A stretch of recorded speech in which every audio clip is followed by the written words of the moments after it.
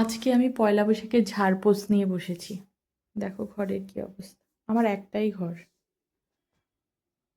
এগুলো সব পরিষ্কার করতে হবে। ঠাকুরের ওপর টোপরগুলো সব পরিষ্কার করতে হবে। দেখা যাক একা একা কোন পর্যন্ত পারি। ফ্যান ট্যান সব পরিষ্কার করবো আজকে। আজকে কাজ শুরু করতে করতেও অনেকটা দেরি হয়ে গেছে। 12টার পর কাজ শুরু করেছি। একা হাতে সব করতে হয়। টুকটুক করে যা পারি, যতটুকু পারি করার চেষ্টা করি। আমার সব কিছু কমপ্লিট হয়ে গেছে। আমি স্নান টান করে এসে ঠাকুরের জায়গাটা পরিষ্কার করছি, কারণ ঠাকুরের জায়গাটা তো আমি স্নান না করে পরিষ্কার করতে পারবো না। তাই আর বারবার ওঠানামা করে ঠাকুর নেওয়া তো সম্ভব না। তাই আমার মেয়েকে বলেছি, মা তুমি একটু আমাকে হেল্প করে দাও। তো ওর ডাস্ট অ্যালার্জি আছে, যেহেতু ঠাকুরটা অনেক দিন ছিল, ধুলোবালি ছিল, ওরও একটু সমস্যা হচ্ছিল। যাই হোক, মুছে মুছে ঠাকুরটা ওপরে নিলাম আমি। আর আমার ঠাকুর ঘর নেই, তো আমি আমার ঠাকুরটা ওয়ার্ড্রবের ওপরেই রাখি। তারপর মেয়েকে নিয়ে বেরিয়ে পড়লাম। আজকে শনিবার, যেহেতু ইচ্ছে ছিল যে শনি মন্দিরে আজকে থেকে পুজো দেওয়া শুরু করবো। এই পুজো বলতে একটু ধূপকাঠি আর মোম ধরাবো আর একটু বাতাসা দিয়ে এসছি আর দক্ষিণ দিয়ে আর কি। তো আমার মেয়ে আবার কুকুর দেখে ভয় পাচ্ছে। মেয়েকে নিয়ে ওখান থেকে মুদির দোকান থেকে চলে গেলাম হচ্ছে পুজোর ওখানে। তো এই রাস্তাটা খুব খারাপ। তো এটা হচ্ছে শনি মন্দির, আমাদের বনাপাড়ি শনি মন্দির।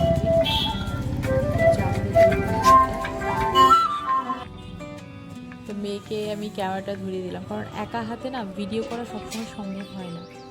আর আমি না রিসেন্ট ভীষণ অসুস্থ, 4-5 মাস হয়ে গেছে, ভীষণ রকমের অসুস্থ। আমার মুখ চোখ দেখেই বোঝা যাবে, মুখ চোখে কালি ঢেলে দিয়েছে, মানে কেমন একটা হয়ে গেছে আমি। আমার শরীর খুব খারাপ যায়। তো ইনি এই মন্দিরেই থাকে, লোকটাকে দেখতে পাচ্ছেন, এই দাদাটা এই মন্দিরেই থাকে। শনি মন্দিরের সব দায়িত্ব ওনার, মানে কাজ টাজ করার সব দায়িত্ব ওনার। আমি ধূপকাঠি আগরবাতি ধরিয়ে দিয়ে, ধূপকাঠি আর ধূপকাঠি আর মোম ধরিয়ে দিয়ে ধরাতেই ওর ম্যামের ফোন আসলো, নাচের ম্যামের ফোন আসলো যে একটুখানি নাচের ক্লাসে যেতে হবে।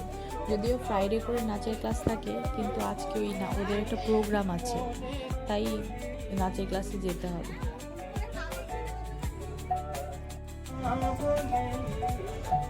তো এই যে দেখো, আমি আমার শনি পুজোর মধ্যে থাকাটার খুব ইচ্ছা ছিল, কিন্তু মনে হয় আমি থাকতে পারবো। মেয়েকে নিয়ে বেরিয়ে গেলাম, একটু প্রসাদ পাওয়ার ইচ্ছা ছিল, সেটা হলো না। দেখো ওই পাশ থেকে ট্রেন আসছে।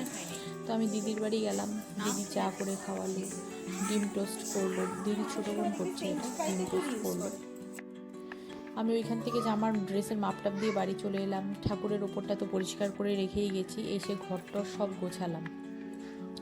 গুছিয়ে ইন্ডাকশান বার করলাম, রান্নাঘর পরিষ্কার করেছি, ইন্ডাকশান সেট করব। রাতে আর না ভাত খেতে ইচ্ছা করছিল না, তাই আমি একটু, মেয়ে পরোটার কথা বলেছিল, যেহেতু ময়দা নেই, আমি ময়দা ছাড়া পরোটা করতে পারি না, তাই আমি পরোটা না করে রুটি করলাম। আর সঙ্গে করেছিলাম একটু ঘুগনি। ঘুগনি বলতে তরকার ডাল আর মটর ছিল, দুটো মিশিয়ে তরকা মশলা দিয়ে একটু করেছিলাম এই আর কি। আর এখানে করব রুটি।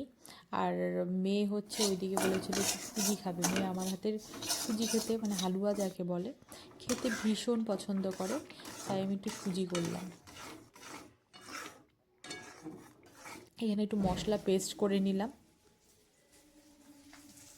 এই তো আমার সুজি আর তরকার ডাল করা হয়ে গেছে। ওইদিকে রুটির গুটিটা মেখে রেখেছি।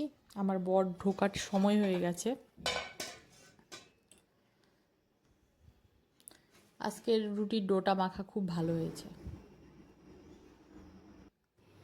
আগে আমি একদমই রুটি করতে পারতাম না, 1-2 বছর ধরে করতে করতে করতে করতে এখন একটু ভালো হয়। আর আমার রুটি করতে বিরক্তও লাগে।